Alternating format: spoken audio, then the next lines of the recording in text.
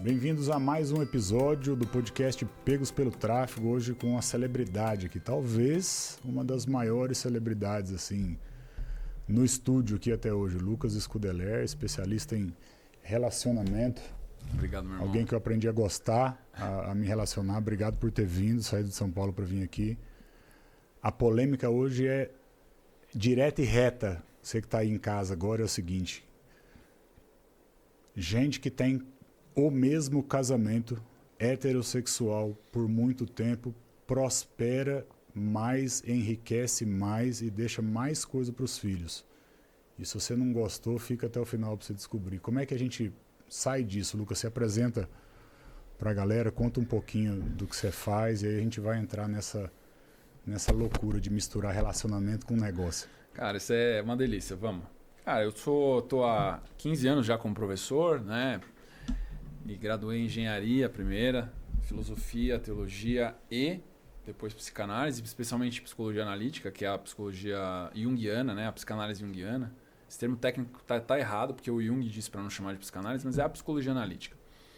Que é a única psicologia que explica a psicologia masculina e feminina. E hoje a neurociência, cara, toda semana sai artigo novo confirmando coisas ancestrais, milenares, bíblicas. Então, assim, é surreal a quantidade de coisas que a neurociência confirma sem saber, porque eles publicam o paper, eles só falam, encontramos isso aqui. E uma coisa que saiu nos últimos anos era prosperidade patrimonial por demográfica, né, de casais. Não só de casais, de seres humanos. Então, eles analisaram pessoas solteiras e casadas, e as casadas ficaram sensivelmente acima na construção patrimonial. Depois eles analisaram dentro das casadas os tipos de casais. Então eles analisaram casais homossexuais e casais heterossexuais. Os casais heterossexuais ficaram sensivelmente acima na construção patrimonial. E depois eles observaram padrões homossexual masculino ou feminino, quem é que tem uma prosperidade maior. E o casal homossexual masculino é o segundo tipo.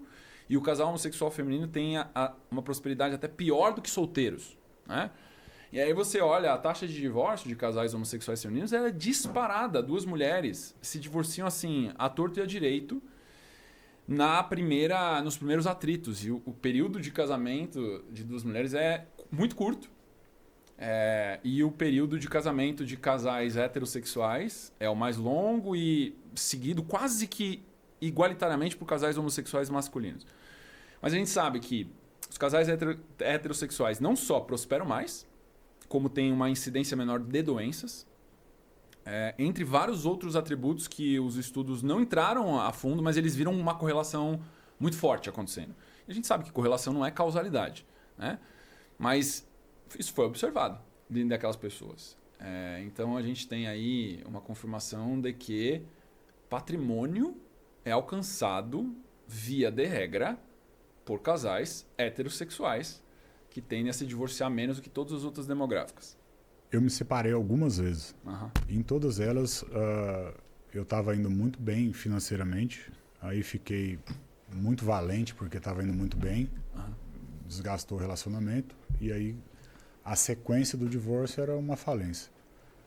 E qual a relação do emocional, do relacionamento estável com a capacidade do homem de empreender, de fazer negócio, de ganhar dinheiro, de trazer sustento?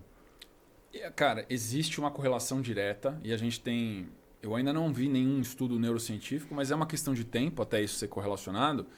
Mas a gente sabe na psicologia analítica que o homem é movido a respeito e admiração. Isso significa que o homem solteiro não pode prosperar? De maneira nenhuma. Ele pode, mas ele tem que ter, normalmente, os super performers, que são os high achievers, né? Aqueles que performam demais, são pessoas que, a gente já observou, tem algum trauma afetivo na tua história.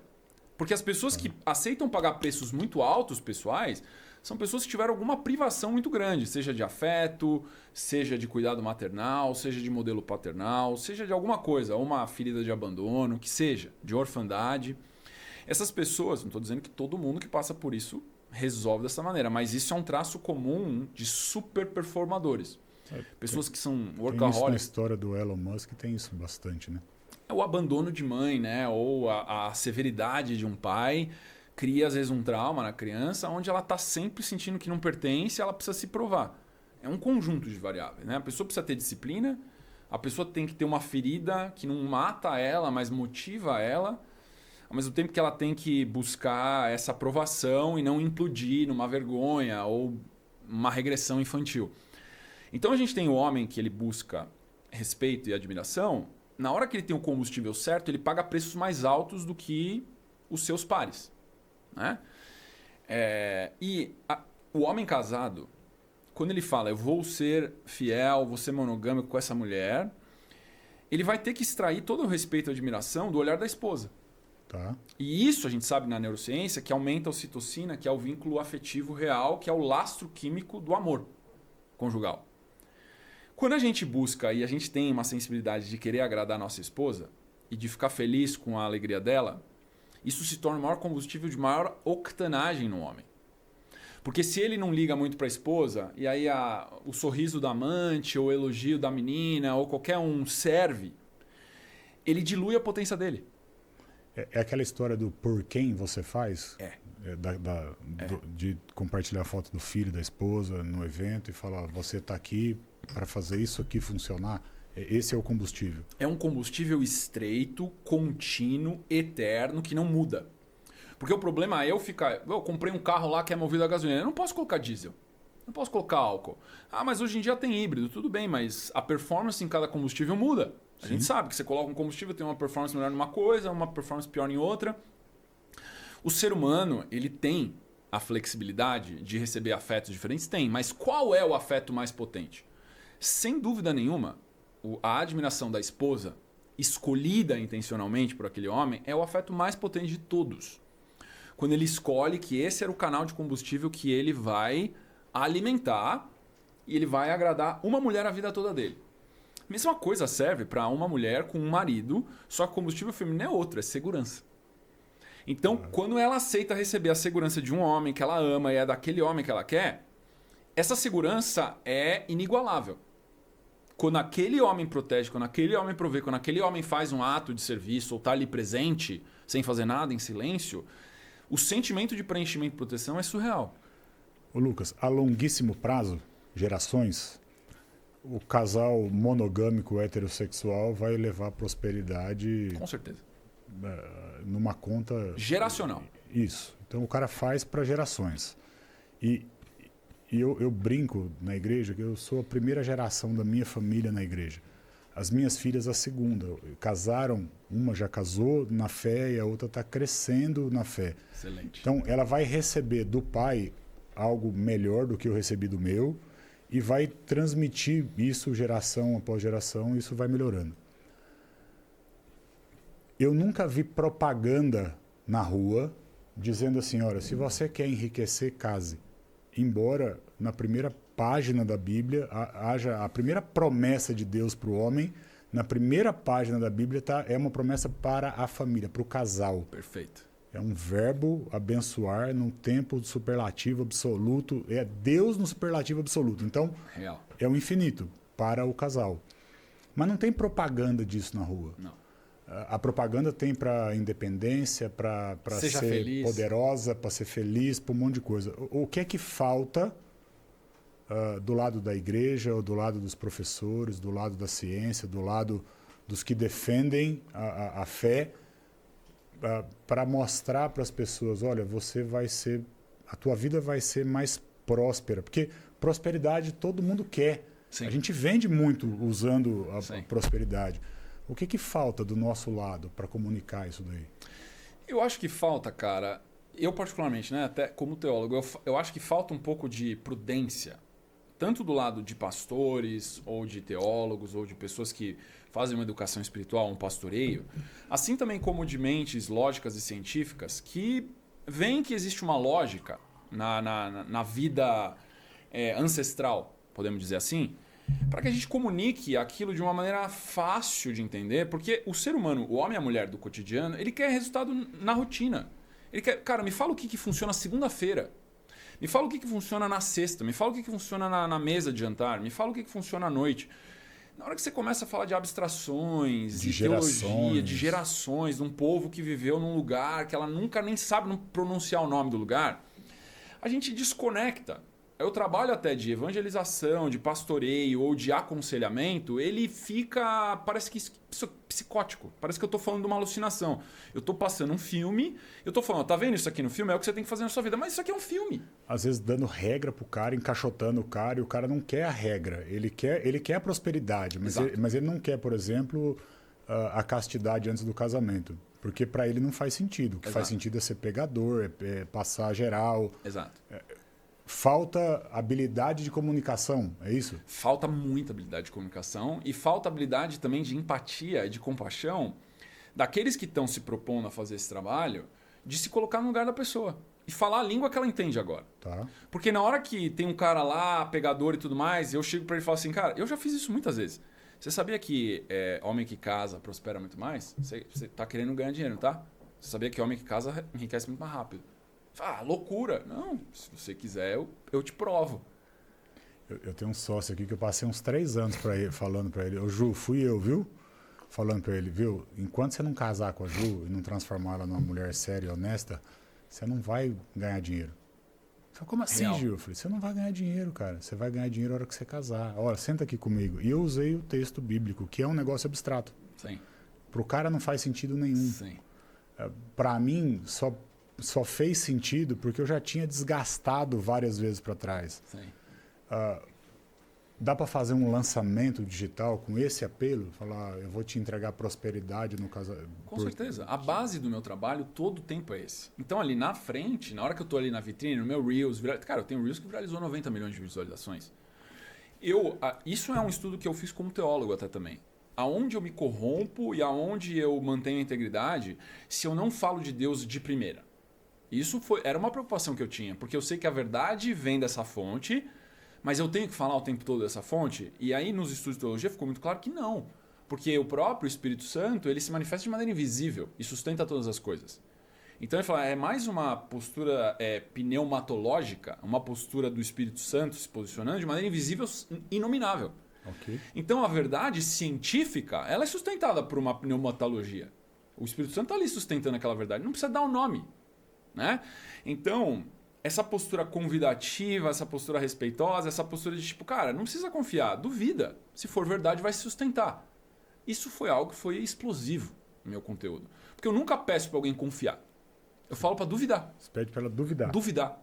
Traz um exemplo disso, vamos lá. Um que bateu fundo aí. Eu chego e falo assim, não pode beijar no primeiro encontro. Não pode fazer sexo nos primeiros encontros. Não pode. Não, porque você tá cagando regra pra gente, não sei o que. Eu falo, não, cara, isso aqui é ciência. Como assim ciência? Não, vou te provar. Mas eu quero que você duvide. Você acha que eu estou dando minha opinião? Não é minha opinião. Não, nunca dou a minha opinião. Eu falo isso direto, eu nunca dou minha opinião. Eu estou te falando algo que tem embasamento e lá científico. Científico, porque isso está parecendo mais uma fala da Bíblia. Estou te falando de ciência. Aí eu venho e explico a neuroquímica da paixão. Cara, na hora que a pessoa entendeu, ela... Nossa, mas sim, artigo tal, artigo tal, artigo tal, artigo tal. A neurociência não fez essa conexão. Ela só foi publicando os artigos. O que o estrogênio faz? O que a ocitocina faz? O que a vasopressina faz? O que a dopamina faz? Na hora que você junta todos, as evidências já foram feitas. Na hora que você junta tudo, tem um mapa. Você tem a cadeia androgênica, estrogênica, o que faz uma mulher e um homem se apaixonar? Tá aqui, ó, pum. Qual é a conduta comportamental que gera esse apaixonamento? Essa. Qual é a conduta que gera esse apaixonamento? Você quer se apaixonar por um Zé que você conheceu hoje? Não, então você não pode fazer isso. Aquilo dispara a paixão, então você não faz. Dispara a paixão neuroquímica. E a paixão é um estado físico. E aí a mente só acompanha e reflete. A pessoa fica insana, ela não pondera, ela perde a prudência, perde a moderação. Eu ouvi uma vez que há uma média de tempo de mais ou menos 60 dias para paixão. É mais, cara. É mais? É até 18 meses. De paixão? De paixão. É muito louco. Eu gostaria que fosse menos. Que as pessoas sofreriam menos. Porque ela suspende o julgamento, entendeu? Tá. Mas tem pessoas... a distância, por exemplo, ela retarda a paixão. Então, quanto menos, dura mais. Porque a convivência mata a paixão. Mora com a pessoa ali, você vai ver, a primeira toalha molhada que você deixou na cama, acabou a paixão. Na primeira briga, acabou a paixão. Mas assim, as pessoas mais novas tendem a se apaixonar por mais tempo, as pessoas mais velhas tendem a se apaixonar por menos tempo. Depende da proximidade da convivência da rotina também. Porque a paixão tem a ver com sustentar um personagem.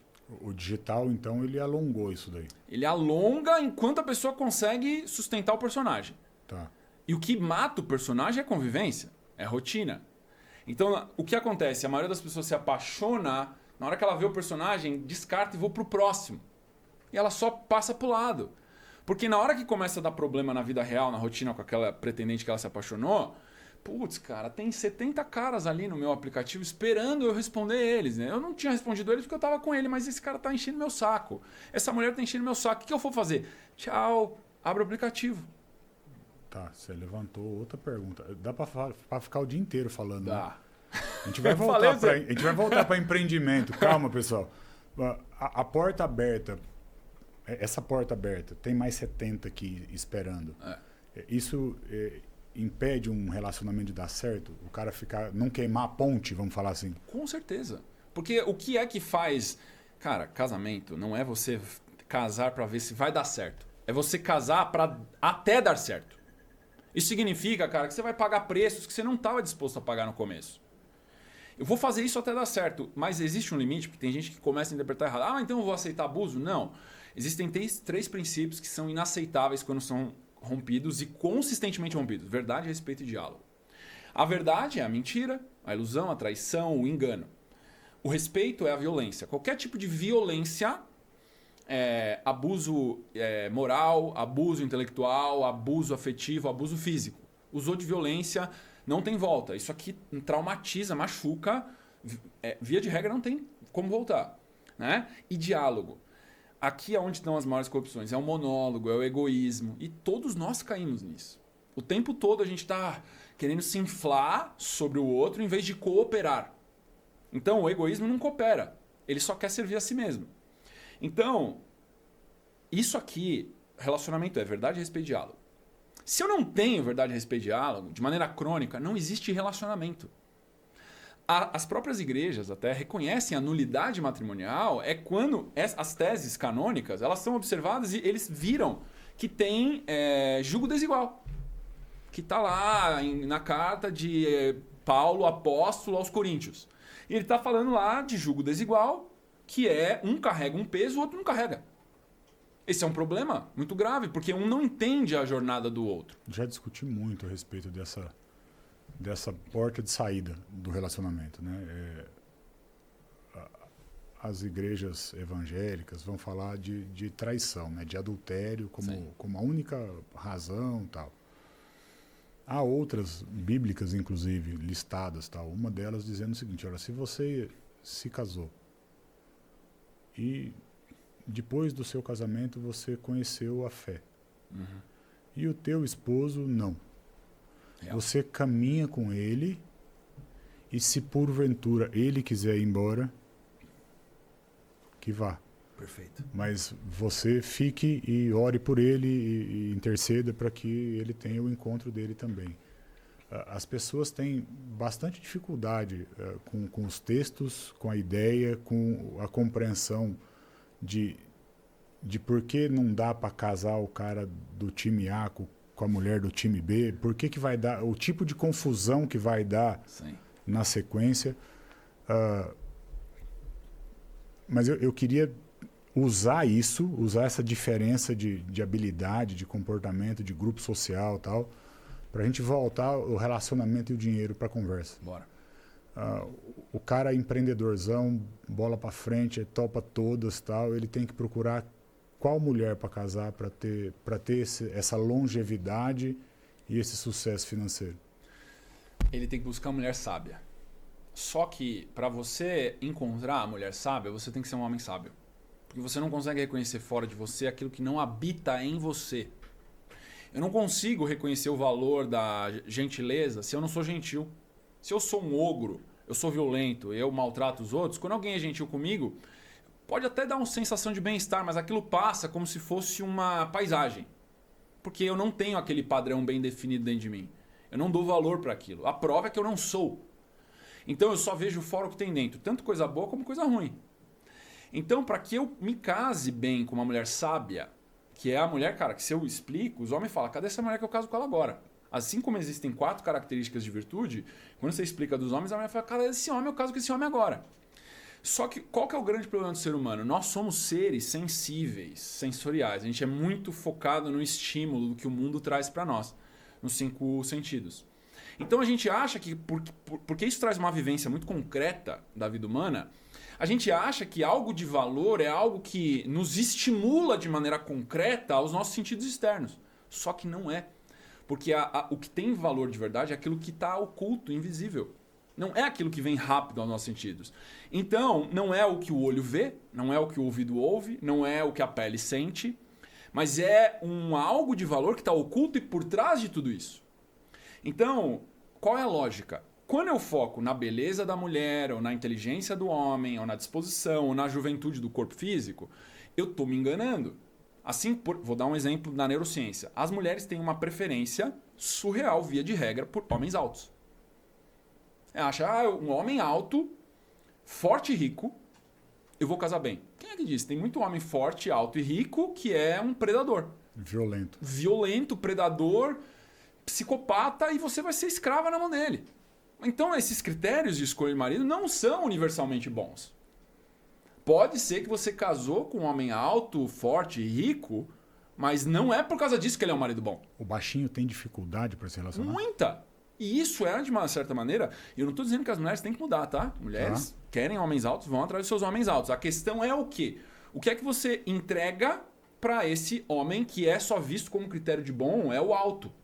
Ele vai querer, o homem vai falar, eu quero uma mulher com o tipo físico que eu quero.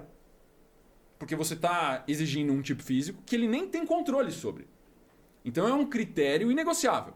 Porque o cara que é alto, beleza, ele tem o recurso. O homem que é baixo. Não dá pra esticar. Né? Não dá pra esticar, mas o homem tem critérios mais racionais. Eu gosto de uma loira, eu gosto de uma morena, eu gosto de uma ruiva. Eu gosto de uma mulher mais corpulenta, eu gosto de uma mulher mais magrinha ou uma mulher mais baixa. São coisas, via de regra, que as mulheres conseguem mudar. Quando são físicas, né? Ou comportamentais. Que aí a gente começa a se aproximar mais das virtudes reais. Mas o que faz um marido e uma esposa ser bom não tem nada a ver com isso. Senão não ia ter idoso casado. Porque se você realmente acredita que os critérios que você usa são os critérios para você casar bem, o que justifica uma pessoa idosa estar casada? Porque senão eles vão ter desejos absurdos por pessoas jovens. Então tem que divorciar e tem que ficar com uma outra pessoa que não... Mas não é isso. O que faz um casamento ser longevo é a presença dessas virtudes parciais ou totalmente, que é no homem. O que faz um homem ser bom? Disciplina é a primeira virtude masculina. Essa virtude tem que ser conquistada. Né? Eu nunca conheci um homem que nasceu com disciplina. Você nasceu com disciplina? Acho que não. Eu não nasci. Embora eu moleque de 13 esteja anos. fazendo a mesma coisa há muito tempo. Mas você nasceu com essa disciplina? Não, acho que não. Não, eu preferia ficar dormindo. Na adolescência, era indisciplina total. Sim. A gente teve que conquistar essa disciplina. Você vai ver a assimetria que Deus trata a filha e do filho. O homem é tratado de um jeito, a filha é tratada de outro. Ele não trata com igualdade. É muito louco isso. Isso está na Bíblia. E dá pra ver nos comandos que ele dá no primeiro homem e na primeira mulher, são comandos distintos. E o tratamento não é igual. Então a galera alucina nesse negócio de igualdade. Não, porque tem que ser igualdade. Desde aonde? Homem não é igual a mulher? Disciplina, ambição. Isso aqui, cara, é o que faz muito homem cair. Isso aqui não é ganância. Querer ter. Que é o que eu vejo nos moleques jovens. Você quer ganhar dinheiro? Por quê? Porque eu quero ganhar dinheiro, cara. Cripto, $1 milhão, comprar iate, não sei o que lá. Isso é muito louco, velho. Isso aí dá um prazer ou euforia momentânea, depois você vai ver que é um negócio vazio. Entendeu? Ambição é, eu quero ser melhor hoje do que eu fui ontem. Isso não tem nada a ver com ter. Isso tem a ver com ser.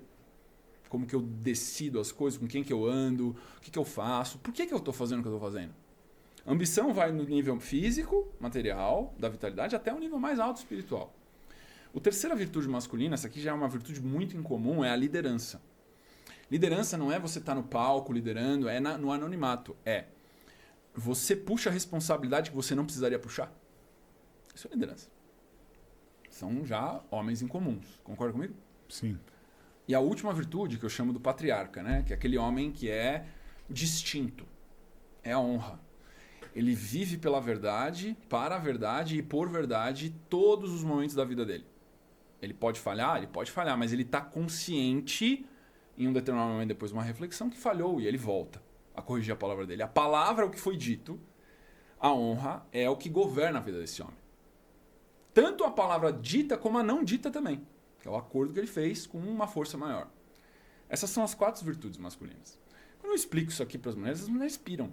Elas falam, você acha um homem disciplinado atraente? Ah, acho legal. E um homem ambicioso? Oh, muito legal, gosto demais. E um homem disciplinado, ambicioso e líder? Meu Deus do céu, cadê esse homem? Tô com esse homem, eu caso com ele agora. E um homem que vive pela verdade, nunca mente, nunca omite, é líder dentro de casa e fora de casa, é ambicioso, não se satisfaz com quem ele é hoje, ele quer ser mais e é extremamente disciplinado. Ele fala, meu, esse homem não existe. Esse cara é dos céus. Esse homem dos céus aí, quando ele vai procurar relacionamento, ele tem que ter algo que valide essas coisas nele. Sim. Porque a ambição desestimulada, Sim. Você quer isso por quê? Você já tem tudo. Por que você quer mais? Quer trabalhar mais por quê? Isso derruba o cara. Derruba. Se ele não souber... Isso é uma coisa que a gente começa a nossa vida com uma intencionalidade horizontal. A gente está olhando para fora para buscar resultado. Conforme a gente vai amadurecendo, a gente, nas quebras, nas crises, a gente olha para dentro, não olha? Sim. Você não tem onde olhar, porque tudo é deserto, devastado. Você fala, cara, isso aqui é horrível, eu vou olhar para dentro. E dentro, às vezes, está pior do que fora. Quando a gente começa a fazer isso, e isso traz uma epifania, ou traz um algo profundo, uma clareza, a gente começa a olhar para cima. E aí, a gente começa a se verticalizar. Nessa verticalização, você começa a encontrar belezas que você não via antes, que eram invisíveis. E isso mostra esse mundo interno da disciplina, da ambição, da liderança e da honra. Onde eu paro de olhar para fora e falo, cara, o fora é consequência do interno. É melhor eu olhar para dentro como referência e o externo vai ecoar no momento certo. Óbvio que eu vou olhar para o externo, mas não como absolutamente importante, mas como relativamente importante. Absolutamente importante é o estado de conexão, de comunhão que eu estou dentro. E aí o que acontece nisso? Nas crises, esse homem começa a diminuir a voz do mundo e aumentar a voz interna, que é uma voz que pode vir de cima, né? Ou pode vir de Deus. A mesma coisa acontece com a mulher. Só que o processo da mulher, do desenvolvimento das virtudes, que não tem nada a ver com fora, começa com graciosidade. Graciosidade é leveza, bom humor, descontração, tipo, curtir esse momento na simplicidade ou na complexidade que ele tenha. Isso é algo que a mulher recebe na menarca. Ela recebe isso na adolescência. A graciosidade. É a primeira virtude que a mulher recebe. Quando a gente fala, as mulheres amadurecem antes. É verdade. Elas amadurecem antes. Isso é uma assimetria, mas não é merecido. Elas não fizeram nada para merecer. Elas amadurecem antes, porque o vetor direcional de amadurecimento da mulher é dignidade e gestão. O vetor direcional de amadurecimento do homem é conquista e liderança. É o mensageiro. Então a gente tem 2 propósitos espirituais, cara, que são inatos. É um framework, é um algoritmo. Um é mensageiro, conquistador e guardião. O outro é gestor, protetor e cuidador. Ela recebe o primeiro prêmio do céu. Ela tem que cuidar daquilo. E ela vai fazer isso. Você vai compartilhar quando esse homem entender que ele é guardião. Só quando ele entender que ele é guardião, ele foi feito para ser guardião, que você vai compartilhar esse valor da feminilidade com esse cara. E na hora que ele recebe esse algo de extremo valor, que é essa feminilidade, ele fala, meu Deus, isso existe. Eu nunca recebi nada assim. Eu sempre tive que lutar e conquistar. Que loucura! Ele vê o sagrado dentro do vínculo matrimonial. Então a graciosidade ela recebe lá na pré-adolescência, na adolescência. Segundo, isso aqui da mulher adulta já é elegância. Elegância é um refinamento mais potente da feminilidade. Não é a graciosidade da menina, da donzela, mas é aquela mulher que tem postura. E a elegância não é externa. A pessoa, tô com um vestidinho. Não é nada a ver com externo. É capacidade de pacificar corações. Eu gosto muito daquele filme A Bela e a Fera, do Walt Disney, porque o Walt ele tinha uma sensibilidade muito grande de histórias que permeiam a sociedade e contam algo. Se a menina lá, que é uma donzela, é a Bela, é elegante também, ela acalma o coração da besta, da fera. Com o quê? Com a docilidade, com a inocência, com o gostar daquilo que é belo, do simples. E ela não dá o braço a torcer enquanto ele não trata ela com respeito. Então o tempo todo ela não cede enquanto a fera não trata ela com respeito. E ela era escrava dentro do castelo, ela tinha trocado lugar com o pai. Só que a gente também tem um processo do complexo de Electra, que ela mata o pai e puxa o fardo do pai. Ali, cara, você tem uma narrativa psicanalítica surreal, que é muito real. Toda mulher que se torna adulta, ela tem que matar psicamente o pai. Porque o que impede a mulher de ser adulta é o vínculo afetivo com a imagem do pai. O que ela acha que o pai tinha que ser. Então não é o pai. Ah, mas eu não tive pai. Tudo bem, é o pai que você acha que deveria ter tido. A terceira grande virtude, aqui já é uma mulher muito incomum também, é o cuidado. Então, a capacidade maternal, de maternar, de cuidar. Cuidar do quê? Cuidar daquele que está vulnerável. Pode ser seu marido. Incomumente ele vai ficar vulnerável porque ele é um homem forte. Mas seu filho, seu sobrinho, suas amigas, quem precisar. A mãe. Então, a capacidade de cuidar com o coração mesmo. Não é de cuidar, tipo, por obrigação, que saco, que chato. Ela cuida porque ela ama. Ela se importa com aquelas pessoas, de verdade. E ela sabe que, ou não, mas elas têm alguma diferença quando ela tá ali, botando a mão. A palavra dela, a presença dela, acalma, eleva e cura. E o marido sente isso quando ele quebra. Cara, isso aqui é surreal. É anedotal, ainda eu não tenho um estudo científico para fazer, mas assim, eu já fiz isso com mais de 100 homens. Na hora que você chega e fala para um cara que tá casado há muito tempo, fala assim, quando que você descobriu que tua mulher era sua mulher? Cara, essa pergunta, eu já tirei lágrima de homem adulto, próspero, vários amigos nossos. Eu vi um cara chorar e os caras chorando na minha frente. Eu acho que eu sei onde você vai. Quando eu quebrei. Uma pergunta. Quando o cara quebra e a mulher dele fala assim, porque o cara não quer mostrar aquela ferida. Ele tá sentindo miserável. Ele tá sentindo mal. Ele tá no pior momento dele. Tipo, performance é a última coisa que ele tá pensando. Ele tem certeza que ele é uma porcaria. A mulher do cara chega e fala assim, eu tô aqui com você. Não vou lugar nenhum. Eu ouvi de um cara ontem, em Londrina. Eu tô com a minha mulher há 45 anos, Gil. Eu já quebrei 3 vezes com essa mulher do lado. E ela não saiu do meu lado. Você acha que esse cara tem dúvida dessa mulher? Nenhuma. Porque ela não está com ele por uma externalidade.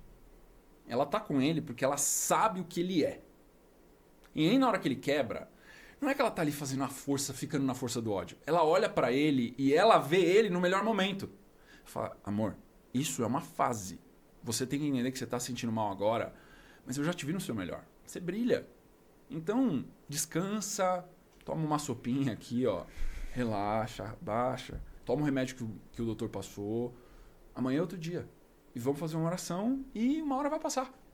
Cara, o cara, ele já tá moribundo.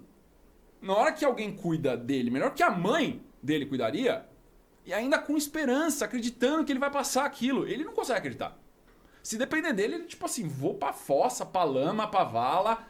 Não, mulher, você não merece ficar com isso comigo, não. Ó, pega todas as coisas que sobrou aqui, sai, isso que ela fala, não vou sair, cara, você não entendeu. Você não tá entendendo. Eu não vou a lugar nenhum. Fica quieto e toma sopa. Fica quieto e toma sopa. Tá bom, toma sopa. Mas você devia ir embora, você não precisava ficar aqui. Eu vou ficar aqui, fica quieto, toma sopa. E aí, por causa da fé dela, ele sai daquele buraco que ele se colocou. E às vezes foi culpa dele mesmo, entendeu? Mas a fé dela tira ele de lá. É muito louco. Cara, esse cara, eu vi muito homem chorando, já falando assim, cara, foi naquela data, eu tava na rua, quebrado, quebrei 3 lojas, tava andando numa moto emprestada, com 10 mil reais de dívida, e a mulher falou que ia ficar comigo ali na chuva, no meio da Radial Leste. Cara, que doideira, velho. Foi naquela hora que você descobriu que ela era tua mulher? É, foi naquela hora. Nunca mais tirei aquilo da cabeça e pedi ela em casamento, hoje ter casado, 3 filhos, não sei o que lá, e é a mulher, velho. Entendeu? E como que isso impacta quando você... Porque você é um cara assediado, não sei o que... Cara, pode ser a mulher mais linda do mundo, vai vir aqui, não é a minha mulher. Então, isso, cara, é muito importante. E aí a gente tem um lastro neuroquímico, a vasopressina. Quando a vasopressina sobe no homem, o instinto de guardião comportamental nasce. Então, por exemplo, quando o cara vai lá e ele dorme com uma mulher que ele acabou de conhecer, a primeira coisa que cai é a vasopressina, blum. Aí ele tem um efeito reflexo, rebote, de nojo. O cara transa com a mulher, tava num alto desejo, na hora que ele ejacula, ele fala, não quero mais. Porque a vasopressina é sustentada pela ocitocina, que é uma neuroquímica de vinculação emocional. Quando ele tem intimidade com a esposa, a ocitocina tá lá em cima, a vasopressina oscila e volta. O instinto de guardião aumenta, não cai. Ele não tem uma rede de segurança com a mulher que ele não conhece. E é muito louco, porque o homem tem um desejo gigante de ter sexo com aquela mulher. Na hora que ele tem aversão. Chama efeito refratário. E aí, cara, secreta prolactina, que é um hormônio do leite, que derruba também, de certa maneira, a cadeia androgênica, que é a testosterona. Então, a última coisa que ele depois que ele transa com uma mulher que ele não conhece, é homem. Tipo, hormonalmente, ele fica menos homem. Porque o homem, aí psicologicamente, ele só valoriza aquilo que foi caro de conquistar.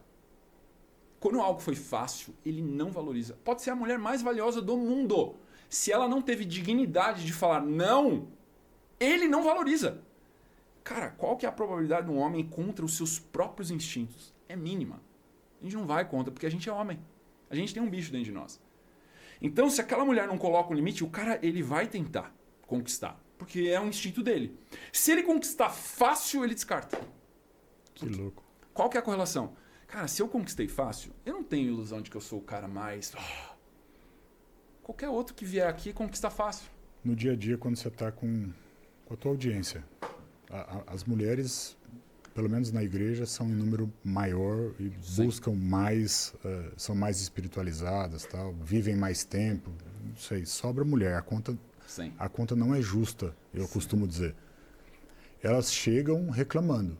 Sim. Que o mercado está ruim, que ninguém presta, que o homem não presta, não dá atenção e tal.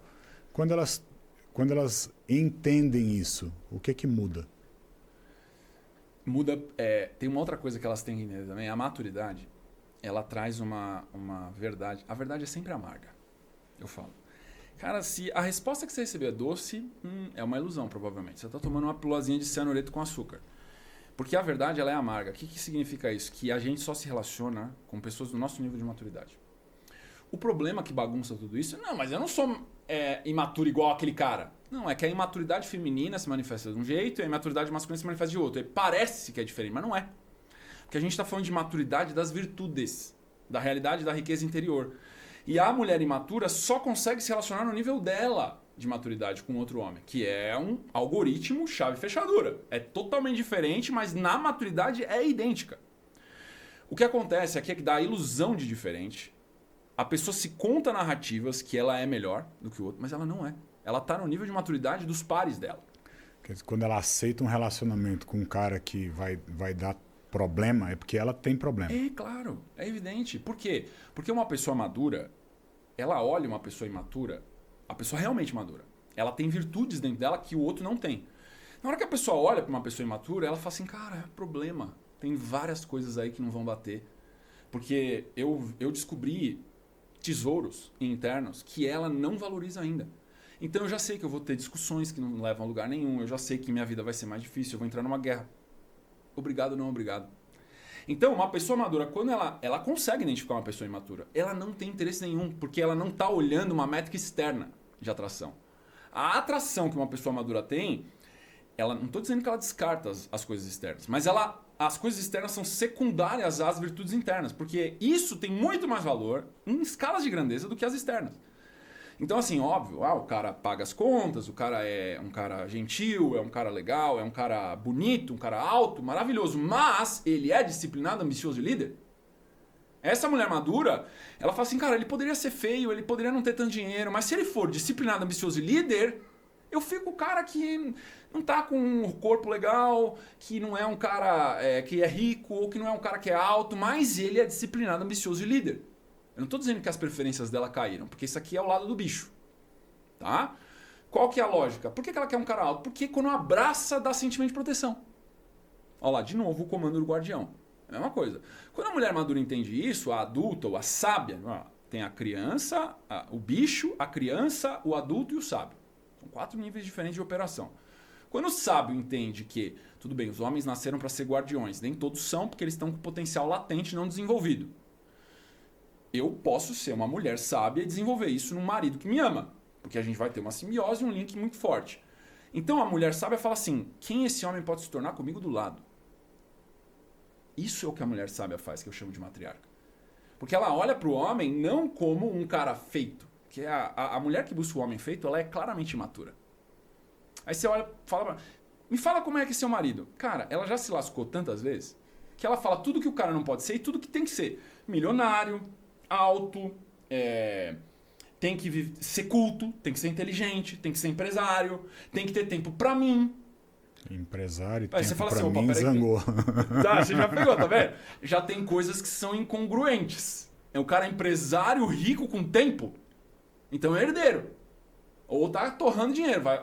Já fez uma configuração aqui que ela vai se lascar. Porque ela pede coisas contraditórias, ela pede coisas que não existem.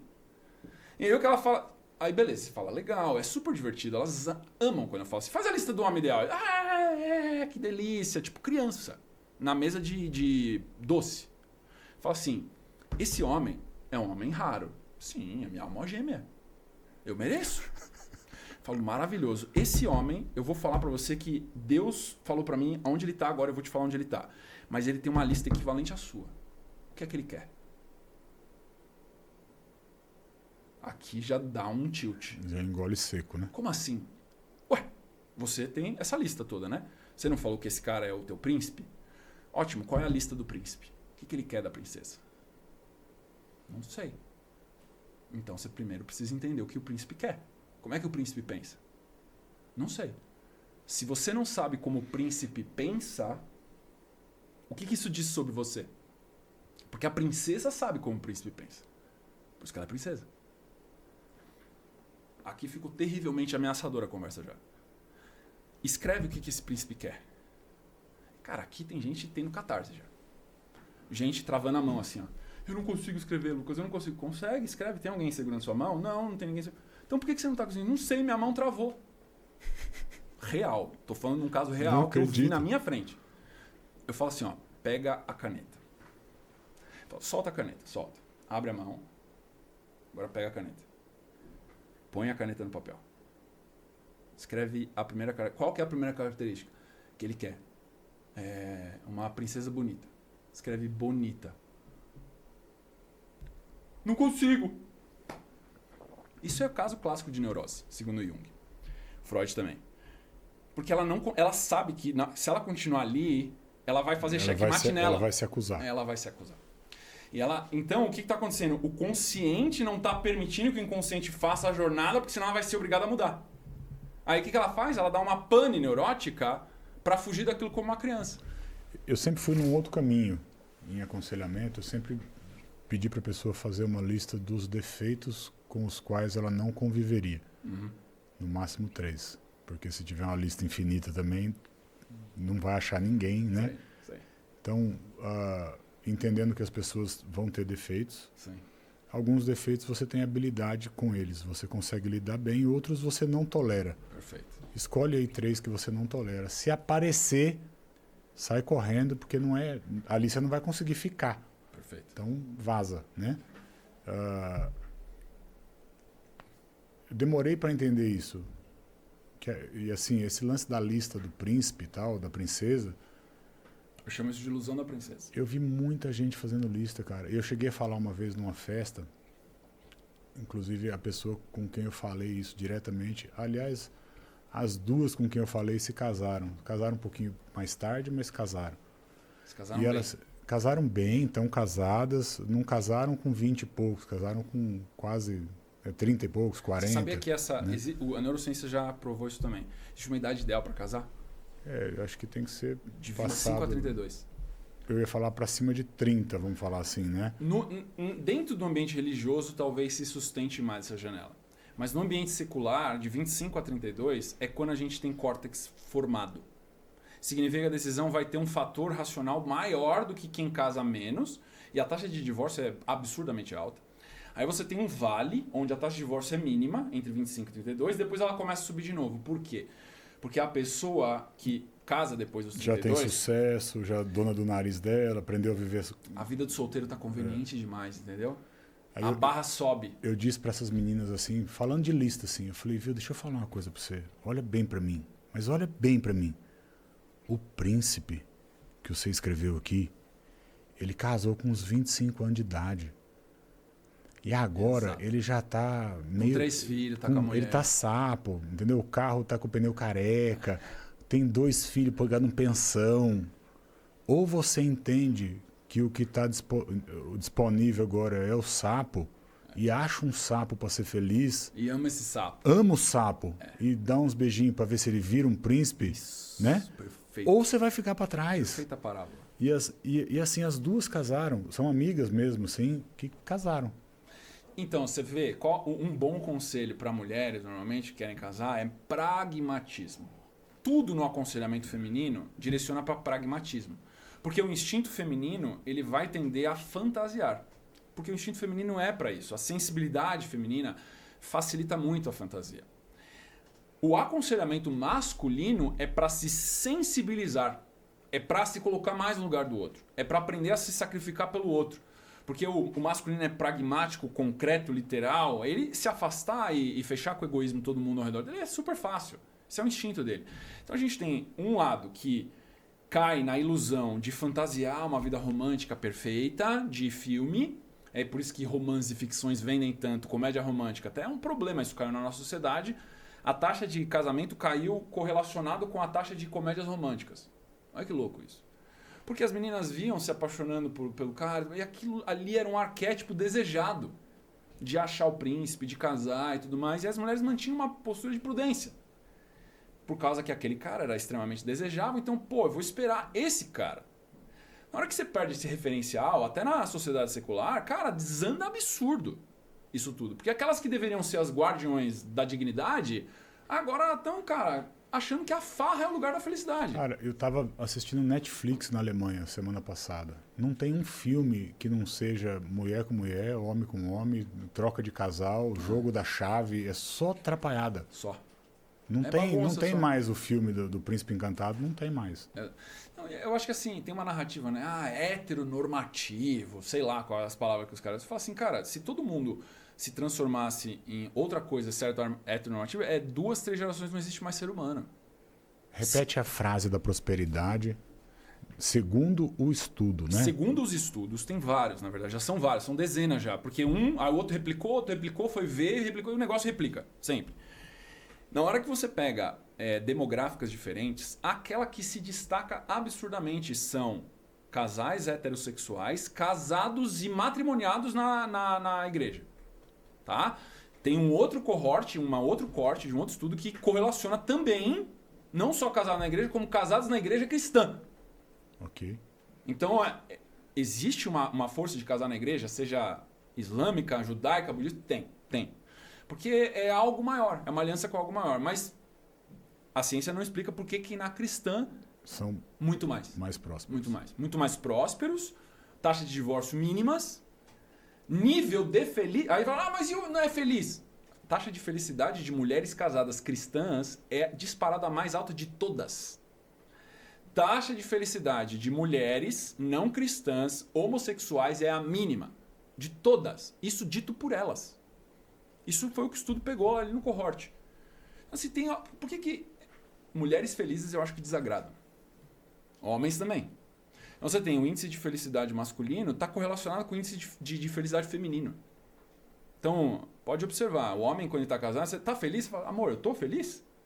É da natureza do homem, quando ele amadurece, ele se preocupar com aqueles imediatos a ele. Tipo, todos os dias eu quero saber como a minha esposa tá, se ela tá bem, se ela precisa de alguma coisa. E o que me faz ficar bem e feliz é saber que ela está bem. E isso faz com que eu esqueça das minhas misérias, dos meus sofrimentos. Porque eu levanto todo dia não para eu buscar minha felicidade. Eu não lembro quando eu fui buscar a minha felicidade. Eu busco a felicidade da minha mulher, eu busco a felicidade da minha filha, eu busco a felicidade daqueles que estão ao meu redor, e ela é a primeira. E isso é o que eu vejo que a bênção divina de Deus entra sobre mim. Porque eu esqueço do meu egoísmo. Eu esqueço das minhas dúvidas, eu esqueço daquilo que eu acho que eu não vou conseguir, dos meus medos. Então todas as minhas pequenezas são apequenadas, ainda mais, são pulverizadas na hora que eu sirvo o outro. Então o outro, se o outro é digno, ele me engrandece. E aí, isso é algo que eu tenho feito, até num curso de espiritualidade que eu tenho, que é o real é relacional. Porque a gente amadurece aos olhos do outro, no referencial do outro também. E o amor, ele só existe com o outro. Porque se o amor, ele existe como algo inato, premissa, o que ele significa? O que é o amor? O amor é a capacidade que você tem de livre e espontânea vontade, sacrificar aquilo que é valioso para você pelo outro. Se colocar no lugar do outro, né? Se colocar no lugar do outro. E você fazer algo que você não precisaria fazer. Pelo outro. Por amor. Isso é amor. Amor é um referencial na alteridade, no outro. Então, aquilo que qualifica o amor é se existe o outro. Aqui a gente traz a importância, e talvez isso explique o sucesso dos casais cristãos, a importância do papel do conselheiro, e aí eu vou trazer o Espírito Santo, que é o aconselhador. Sim. Porque, pelo menos comigo, Deus só me dá direção de fazer algo que eu naturalmente não ia fazer. Perfeito. Porque se eu já ia fazer, ele sabe de todas as coisas, ele vai perder o tempo dele. É desagradável então essa voz. Ele não vai falar. Sim. Então, quando ele precisa falar, é porque naturalmente aquela não seria... Não te ocorre naturalmente. Aquela não seria a minha decisão. Perfeito. Mas aí, por ter a presença e a direção dele e a obediência, aí você fala, tá bom, vamos lá. É difícil, mas vamos lá. Vamos. Né? Eu estou preocupado com o teu tempo. Tá apertado ou tá legal? Tá apertado, precisamos acabar. O Lucas, ele vai num podcastzinho que tem aí depois, menorzinho, depois vocês vão ficar sabendo e vão ver, mas ele veio primeiro aqui. Então é isso aí, Lucas. Vamos terminar. A gente termina igual sempre. Eu vou fazer algumas perguntas para você, reflexivas. Vamos lá. Eu sei que você não vai fugir delas. Não. O Lucas de hoje olhando para trás, o que é que você faria diferente na sua vida? Eu não faria nada, cara. Porque eu não seria quem eu sou hoje. Entraria num paradoxo eu falar que eu faria alguma coisa diferente. Se eu pudesse fazer alguma coisa diferente, talvez as coisas que eu machuquei os outros, né? O que eu tenha errado e eu não sabia que eu estava machucando os outros e eu machuquei, me arrependo disso. Mas se eu pudesse verdadeiramente fazer, não, porque eu seria outra pessoa. Tá. A gente é forjado pelos nossos erros também. Então, não é que eu não errei demais. Mas a questão é se eu faria alguma coisa diferente. Não, porque a sabedoria ela foi forjada na dificuldade e é o refinamento dessa dificuldade com o entendimento dela. Então, seria uma impossibilidade. Se eu voltaria e faria, talvez se eu pudesse tirar o sofrimento que eu causei nos outros, sim. Isso eu me arrependo. Mas se eu teria mudado alguma coisa, não. Tá. Você mandando um recado de agradecimento para alguém, para uma única pessoa que você precisa deixar gravado uma mensagem de obrigado aí. Cara, eu acho que é para minha mulher. A gente tá 25 anos juntos já. Ela já viu o meu pior, ela já viu o meu melhor também. Ela tá sempre do meu lado. Então, assim, é uma pessoa que eu tenho zero de dúvida com relação à índole, à parceria, à sociedade. A gente é sócio em tudo, né? E as pessoas falam, será que a mulher do Lucas existe? Ela nunca aparece. Ela não aparece porque ela não quer. Se ela quisesse ter milhões de seguidores, ela teria. Como a mulher de vários caras aí que gosta de surfar no rap da audiência. Ela quer ser anônima, cara. Ela não quer dor de cabeça, não quer gente enchendo o saco. Quer cuidar do ninho. E várias vezes eu já incentivei ela também, mas hoje eu não falo mais, entendeu? Eu falo, amor, faz o que você achar melhor, entendeu? E eu admiro muito isso nela hoje. Porque a felicidade dela vem das coisas mais simples. E aí eu tô muito no mundo... Às vezes a visão distorce, entendeu? E aí ela é meu porto seguro de recalibragem. De tipo, volta pro centro, porque isso aqui é o que importa. Aquilo que você tem lá, você é muito bom, você faz aquilo, eu sei que é o seu trabalho, mas aqui é a realidade. Massa isso, hein? O Lucas mandando um recado pro Lucas de daqui a 10 anos. Dá um conselho para você assistir lá na frente. Falar, cara, pô, tava quase esquecendo isso aqui. Eu espero que eu não esqueça disso, porque isso aqui é crucial. Cara, se eu esquecer disso, eu tô lascado. Mas assim, se você lembrar que todo dia você é filho amado do Pai, as coisas vão sempre dar certo. Mesmo que pareça exteriormente que não dê. Não importa o que você faça, lembre que você é um filho amado do Pai e qual é a conduta que um filho amado do Pai tem que ter. O resto, ele se ajeita a essa identidade. Show. A gente termina invertendo a ordem. Há algo do que eu faço, do que você conhece, que você tem curiosidade de saber, uma pergunta qualquer que você queira fazer, é a sua vez e a gente termina. Cara, eu fiquei muito tocado com as experiências que você vivenciou ultimamente, né? Eu vejo a tua resiliência também como pessoa e como ser humano. Hoje a gente começou a conversar um pouquinho no podcast, todos os negócios que você tem feito. Isso é uma coisa que eu admiro e respeito e tô curioso para saber como é que você orquestra todo esse monte de empresa que você tem, todos os negócios, e mantém o centro da integridade. Porque todas as vezes que eu tento expandir demais, parece que tem forças que me fazem voltar para uma coisa. E se eu abro o leque demais, parece que eu me esparramo. Não sei se faz sentido isso. Sim, já passei por isso. Vamos lá. Houve um boom de gente querendo e eu dando muita atenção para muita gente e a coisa deu uma esparramada. Tá. E aí eu entendi que eu tinha que solidificar as boas relações que eu já tinha.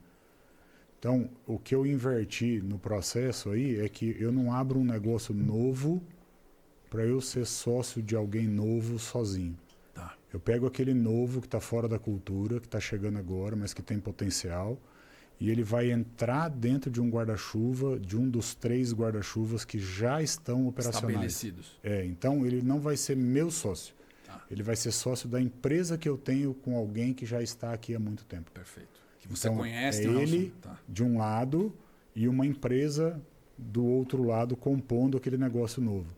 E são vários sócios diferentes em cada núcleo. Sim, mas os 3 núcleos principais têm 3 pessoas que estão comigo há mais tempo, há muito tempo.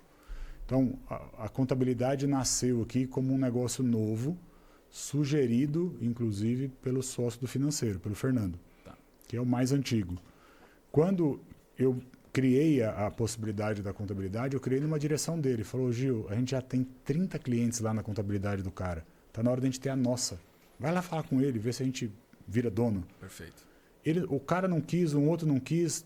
Tinha um colega de seminário que tinha parado o seminário para estudar contabilidade. Eu liguei para ele, ele falou, nem sei o que é, mas já está fechado, estou indo aí para a gente tomar um café, vamos fazer. Com você eu faço qualquer negócio. E a contabilidade, apesar de eu ter a opção de tê-la, para mim, ela entrou debaixo do guarda-chuva do financeiro. Entendi. Então, quem toca, quem toma conta, quem faz estresse. o dia a dia, é o sócio do financeiro. Então, eu não diluo. Perfeito. E aí, o meu foco esse ano foi de olhar 100% do tempo para os negócios que eu já tinha estabelecido e fortificar essas empresas.